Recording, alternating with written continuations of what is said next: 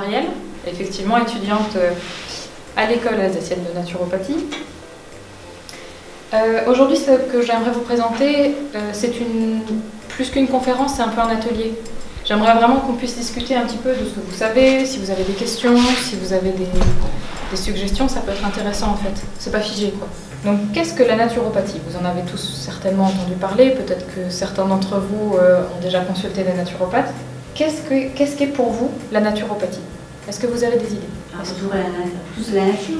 Alors moi je vais me noter un petit peu. Retour à la nature. Soigner de façon naturelle. Voilà. Ok, retour nature. Et de façon plus naturelle. Se soigner de manière. Ok. Bon, alors il n'y en a aucun d'entre vous déjà qui m'a dit c'est se soigner avec les plantes. Ah ben non, je dis pas. Ça c'est bien. Les plantes. Non, j'ai dit se soigner. Parce que alors ça je suis d'accord avec toi. Mais parce que se soigner avec les plantes, c'est pas ça. Une plante ne peut pas vous soigner. C'est-à-dire qu'il n'y a que vous, profondément, si vous voulez, qui avez la capacité de vous guérir. La plante, elle a un effet sur votre corps, elle a un effet... peut-être qu'elle peut vous apporter des choses, mais elle ne peut pas vous soigner. Donc si, c'est le 3/4 des gens, ils m'ont répondu, c'est se soigner avec les plantes. Donc ça c'est bien, mais n'ayez pas répondu ça, vous avez déjà peut-être intégré la notion. Alors, le retour à la nature, oui, en fait tout ce que vous m'avez dit est vrai. Hein. Se soigner de façon naturelle, chercher les causes. Ok, le problème dans sa globalité, traiter l'individu effectivement dans son global. Dans le sens de la nature, ça va aussi avec la cause du symptôme. Tout est juste, vous êtes des bons élèves. Vous avez bien écouté cette semaine. Alors j'ai demandé un petit peu autour de moi, et j'ai eu quelques petites réponses de mes collègues et amis. Champ de recherche de solutions naturelles de guérison. J'ai trouvé ça intéressant aussi. À partir du moment où solution naturelle ne signifie pas remède naturel. Quand on est dans l'ordre du remède, on est dans la naturothérapie. On s'en sert aussi en naturopathie, mais c'est pas la même chose. La naturopathie, je vous expliquerai petit à petit au fur et à mesure de cette petite conférence ce que c'est. C'est pas juste guérir naturellement, quoi. Enfin, par des remèdes naturels, j'entends. Cela implique de ne manger que des graines. Il y a des choses bizarres. J'ai un collègue de travail qui, voilà, que des graines. Il m'a fait, de toute façon, tu manges des graines, toi. Bon, on mange des trucs bizarres, c'est vrai. C'est possible. Après, l'alimentation n'est pas le seul facteur influent de la santé. Et donc, non, c'est pas vrai, les naturopathes ne mangent pas que des graines. Et ils ne feront pas manger que des graines non plus. Donc ça, c'est faux. C'est avant tout une hygiène de vie. Est-ce que vous êtes d'accord avec ça? Oui. Tout à fait. Le terme naturopathie viendrait du grec natura pathos. Pathos pour le ressenti, l'émotion. Et natura, la nature. Donc on serait plutôt dans l'idée de guérir dans le sens où veut la nature, effectivement. Pathos, tu as dit? Pathos, c'est plutôt l'émotion. Pathos. C'est sûr? Ouais, il n'y a pas que la douleur. Hein. Le pathos, c'est l'émotion, Ah ouais, j'avais jamais entendu cette... Quand on dit faire du pathos, c'est qu'on en fait une tonne au niveau émotionnel. D'accord. Comme quoi, il y a peut-être une racine émotionnelle dans la maladie aussi. Aussi. On va pouvoir en discuter ça. J'ai bien aimé aussi la petite version, bon, je vous la donne comme ça en anglais. On a le nature et path. Path, c'est le chemin, donc ça pourrait être un chemin vers la nature. Je trouvais ça assez poétique. Vous, si vous voulez, on peut se considérer comme une petite plante. Voilà. Vous êtes une petite plante. La petite plante, pour pousser, elle a besoin de quoi? D'eau, de soleil, principalement. De chaleur. Voilà, de chaleur, de terreau, d'air, de nutriments. Des minéraux. C'est ça. C'est-à-dire que la petite plante, elle peut pousser sans tout ça finalement. On peut créer des plantes artificielles dans de la gélose et tout ça. Elle poussera aussi si vous voulez. Mais elle n'aura pas la même qualité. Elle ne sera pas aussi belle qu'une plante qui a poussé dans la nature au soleil avec tous les nutriments dont elle a besoin. Nous aussi, en tant qu'être humain, nous avons besoin d'air, d'eau, de nutriments, de soleil. J'ai ajouté la dominante, la composante amour parce que pour moi elle fait partie. Hein, elle fait partie de notre fonctionnement. Mais c'est pareil, sans tout cela, sans air et en eau et nutriments, on ne peut pas vivre. Mais si jamais on a une eau de mauvaise qualité, un air vicié, un peu pollué, on peut vivre aussi. Mais est-ce qu'on vivra aussi bien que si on vit de qualité? Effectivement. Donc, je vous amène là-dessus à penser que la naturopathie est une médecine de terrain. Voilà. On va d'abord travailler le terrain, le terreau si vous voulez. C'est une médecine préventive, plus que curative, bien qu'on peut justement traiter certaines pathologies par la naturopathie. on ne relève pas de l'urgence. L'urgence relève toujours de l'allopathie pour l'instant, hein. Mais effectivement, tout le reste, tout ce qu'on peut anticiper, la naturopathie est capable de vous aider à travailler dessus. Il vise à créer des conditions favorables en fait, pour que notre corps puisse s'auto-guérir. Je crois qu'en jeûne, justement, vous êtes un petit peu dans la condition pour discuter de ça. Le tout toujours dans le sens de la nature et sans s'opposer aux symptômes. Chercher les causes des symptômes, on ne s'y oppose pas déjà. On travaille sur les causes, comme tu le disais Clara. La maladie nous responsabilise aussi. Voilà. On a souvent tendance à se victimiser un peu par rapport à la maladie en disant « Oh, je suis malade, c'est pas de ma faute, je suis encore malade ». Mais est-ce que justement on n'a pas une petite responsabilité là-dedans? Tout ça, la naturopathie peut justement vous aider à vous poser la question dessus. Comme on est responsable de notre santé, quelqu'un justement qui a peut-être des réserves un peu plus faibles, avec une bonne hygiène de vie, pourra avoir une bonne qualité de vie que quelqu'un qui a plus de réserves de base et qui ne le traite pas bien, aura peut-être tendance à justement s'encrasser et devenir un petit peu moins performant, un peu moins adapté à son environnement. Donc tout est une question de ce qu'on en fait, de ce qu'on fait de cette santé. Elle s'appuie aussi sur nos forces et nos faiblesses. Nous avons tous des forces et des faiblesses, en restant objectif, hein, il n'y a pas de critique là-dessus.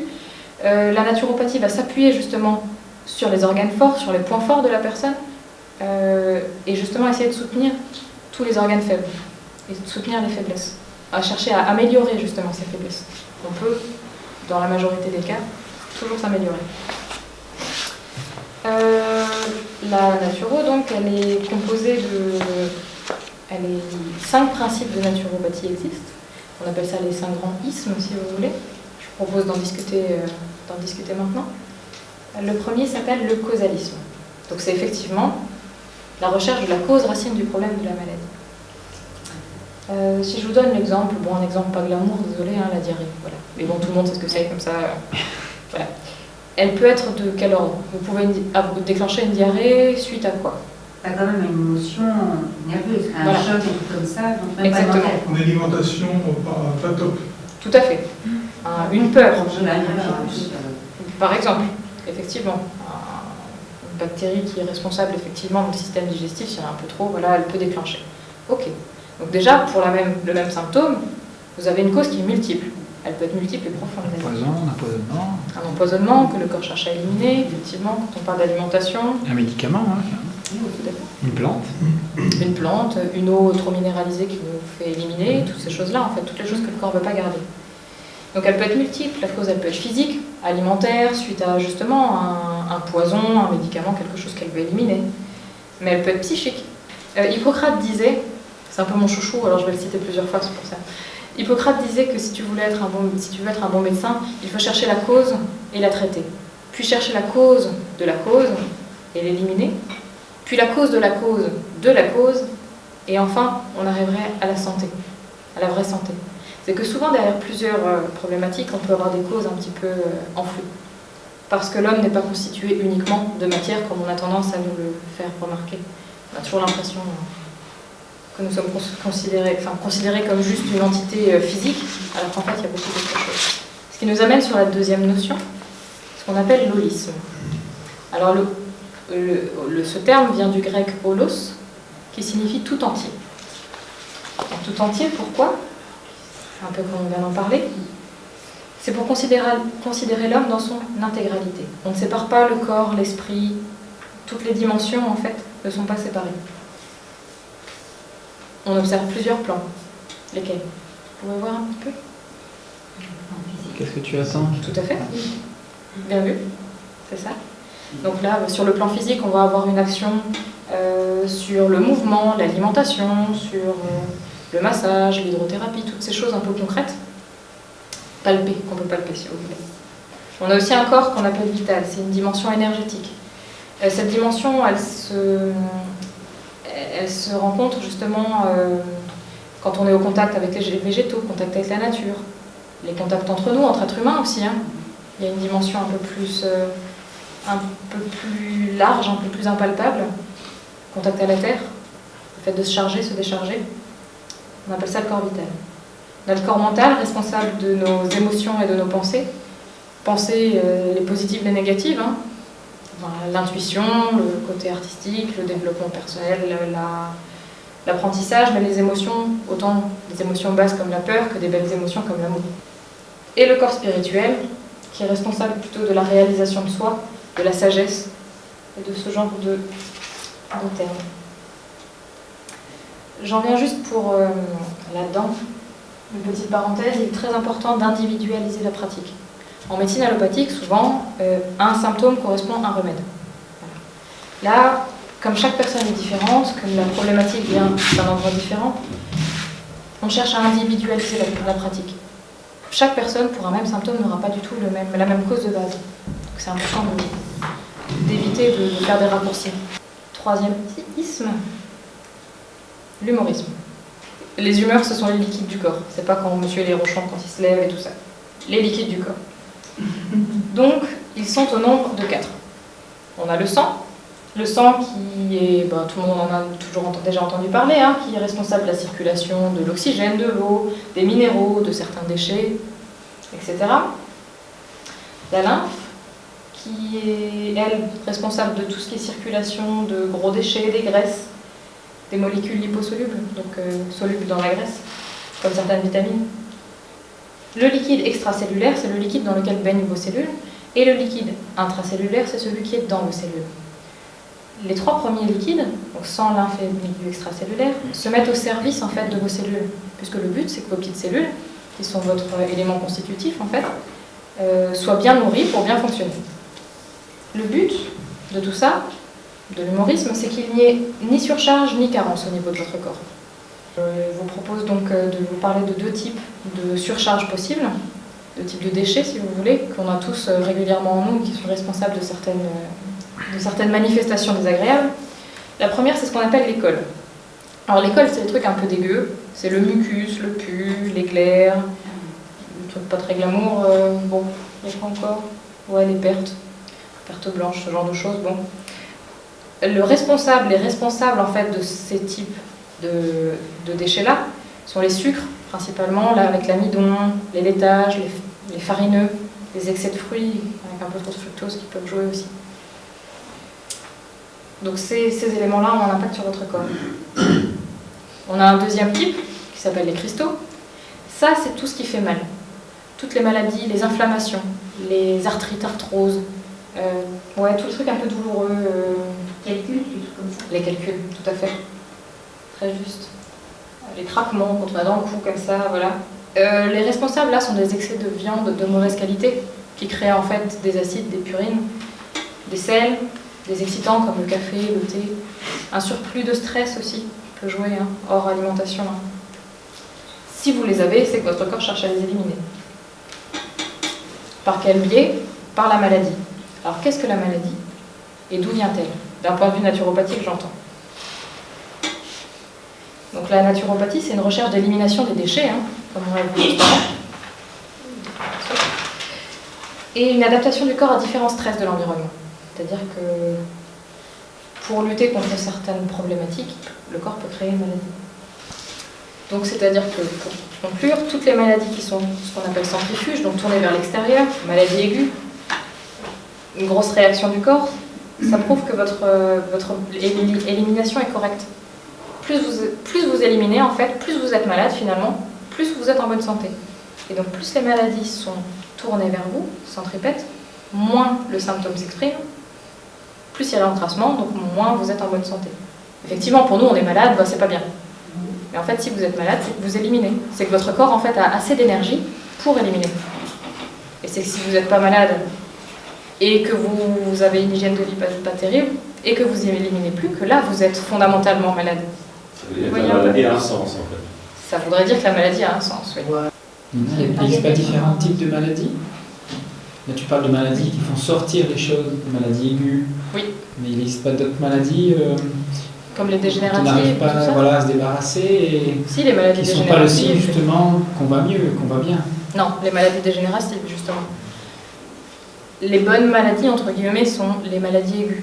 Ça montre que votre système, votre fonctionnement, votre corps a beaucoup de réserves pour éliminer. Effectivement, quand on commence à aller dans des maladies dégénératives, effectivement potentiellement des cancers, c'est que le corps a plus de difficultés à s'exprimer. effectivement. Et donc là, c'est ce que j'appelle dans les maladies centripètes, tournées vers vous, c'est que là, l'encrassement devient de plus en plus lourd. À la notion d'après, ou l'hygiénisme. Donc l'hygiénisme, c'est pas se laver les mains, ça c'est l'hygiène. C'est pas tout à fait ça. Alors les hygiénistes sont des naturopathes aussi, même avant les naturopathes. Et pour les hygiénistes, en fait, la santé, c'est chercher la cause du problème, résoudre, éliminer cette cause et laisser faire la nature. L'hygiénisme, c'est ça. C'est principalement laisser faire la nature, ce qui correspond à ce qu'on disait juste à l'instant. Si on laisse faire la nature, normalement, elle est capable de s'autogérer. Le naturopathe, quant à lui, garde le même principe, mais il peut apporter son aide à la nature. C'est-à-dire que quand on a besoin d'une élimination un petit peu, il peut soutenir avec une plante, par exemple, apporter des petites techniques qui peuvent aider le corps à travailler dans la bonne direction. Pour ce faire, on utilise 10 techniques, 3 majeures et 7 mineures. Les 3 majeures sont la rhumatologie, donc c'est en fait la science de la nutrition. Donc ça passe par l'alimentation, bien évidemment, mais aussi la complémentation en cas de besoin. La psychologie travaille sur le mental, beaucoup sur les pensées, et ce point-là, qui est souvent un point assez... on cogite beaucoup chez nous. Hein. Et la kinésiologie, le mouvement, le toucher, le contact, le sport en fait partie. Il existe donc 7 autres techniques mineures qui sont utilisées en naturopathie, qui ne sont pas des remèdes, c'est-à-dire qu'elles sont là pour vous soutenir, pour vous aider à éliminer, pour vous aider à soutenir un organe, mais c'est en aucun cas un remède.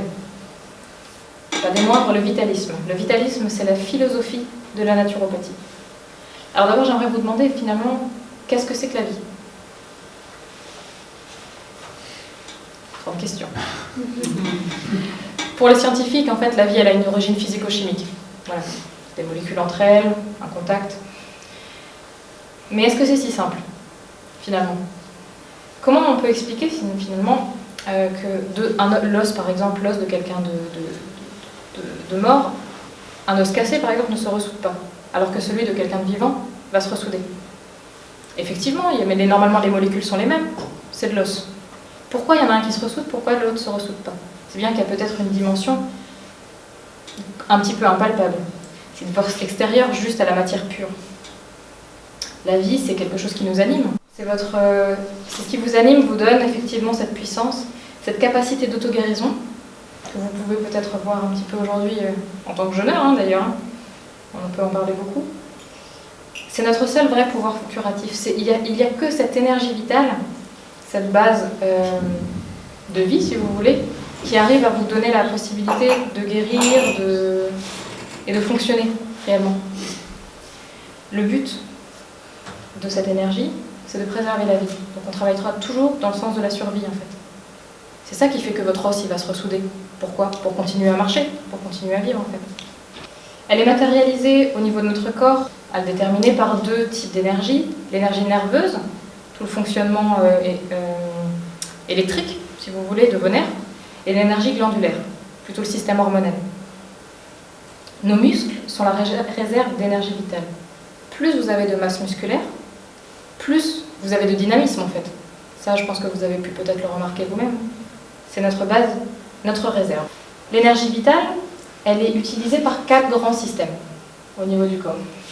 La pensée, le système nerveux, le système musculaire, dans le mouvement, le système digestif, avec l'alimentation, et le système émonctoriel, donc tout le système d'élimination.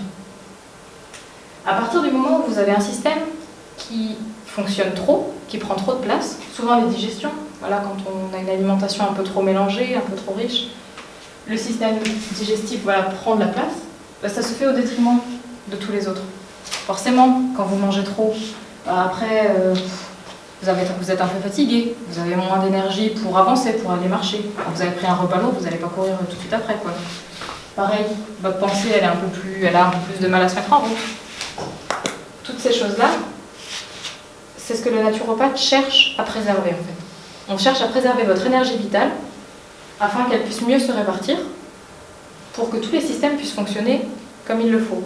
Que la pensée, elle arrive au bon moment, que vous puissiez éliminer quand c'est nécessaire. Il est aussi possible d'améliorer son énergie vitale. par différentes techniques. Mais comment faire ça? En vous proposant plusieurs cures. Je dirais un peu que je vous propose un produit là. Il existe 4 types de cures en naturopathie. La première, celle qu'on appelle la désintoxication. La deuxième, la revitalisation. Une fois qu'on a nettoyé, on ramène des nutriments.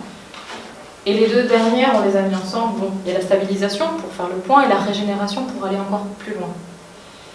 Elles sont utilisées généralement l'une après l'autre, mais il est possible qu'on puisse utiliser la détoxication et la revitalisation ensemble. C'est-à-dire qu'une personne qui est très faible, on ne va pas chercher à encore plus la faire éliminer.